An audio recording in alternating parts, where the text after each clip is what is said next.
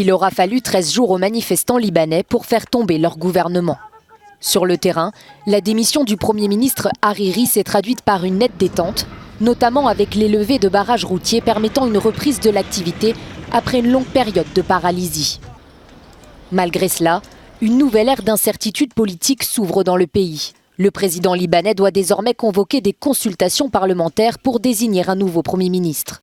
Or, le Parlement est dominé par les partis politiques que les manifestants tiennent pour responsables de tous les maux du Liban, et ce sont pourtant bien eux qui devront choisir le futur Premier ministre. Et rien n'empêche que Saad Hariri soit de nouveau nommé. Le manque de prétendants crédibles à son poste pourrait lui permettre de rester au pouvoir.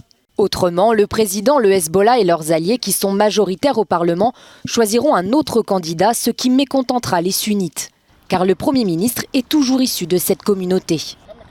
Rien n'est encore gagné pour le peuple libanais. Il faudra attendre la composition du futur cabinet pour voir si ses revendications ont bel et bien été entendues.